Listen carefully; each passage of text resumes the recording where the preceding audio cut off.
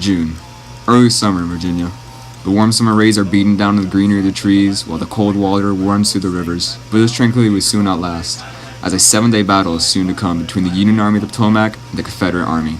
An attempt made by General McClellan to take the Confederate capital of Richmond, Virginia, will soon backfire and lead to thousands dead and even worsen the results of the war.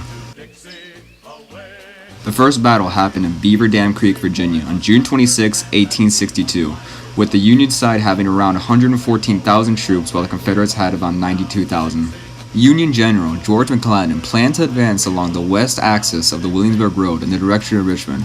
Between the two armies was a small dense forest, but it was halted by Confederate forces and bruised fighting broke out.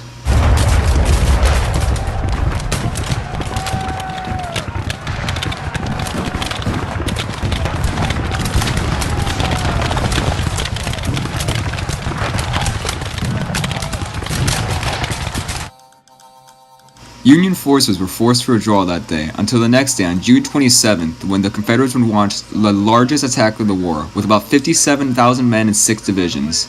Confederate General Lee used his troops en masse to attack the lightly defended flanks of the Union Army, forcing McClellan to order his entire army to withdraw to the secure base at Harrison's Landing on the James River.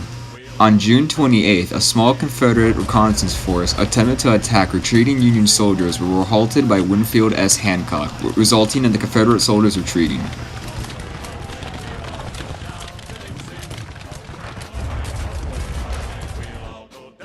On June 29th, the bulk of McClellan's army, concentrated around Savage stations on the Richmond and New York River Railroad, were planning to make a counteroffensive, but Lee was planning to do the same. Lee was planning a complex plan to pursue and destroy McClellan's army by having divisions loop around towards Richmond, then southeast and cross the Glendale, which was a river close to the Savage station. There they would use a pincer maneuver and destroy the Union soldiers. However, when the two armies clashed, it led into a brutal stalemate, with leaving thousands dead and even more wounded. The battle had no victor.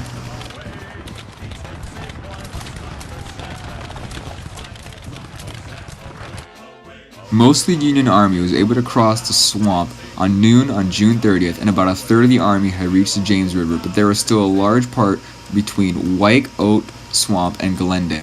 General Lee, along with Stonewall Jackson, attempted to make a major assault against the retreating Union forces as they were separated. They decided to make a bottleneck maneuver, with Jackson coming in from the south and Lee coming in through the east. However, this plan failed as a majority of the Confederate forces were caught in the woods and, fearing a counterattack, retreated. Nonetheless, the Confederate forces attacked the Union soldiers, but the Union soldiers put up a fierce, stable defense and were able to hold the Confederate soldiers back.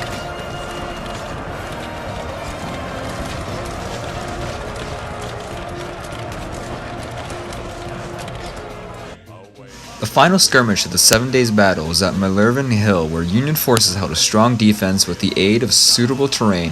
However, this didn't deter Lee, as instead of flanking the Union soldiers, he wanted to attack head-on, hoping his artillery would blow a hole in the Union's line defense. However, Lee's complex plan failed again due to poor execution on the Confederate side, with many soldiers being held back by bad maps and muddy roads. But eventually, the mass of the Confederate troops formed lines just as the Union artillery launched a surprise attack and were able to obliterate many Confederate soldiers. Still, the Confederate soldiers pushed forward and were able to attack the Union soldiers, forcing them to retreat to James River, where they were covered by the Navy, ending the 7 days battle.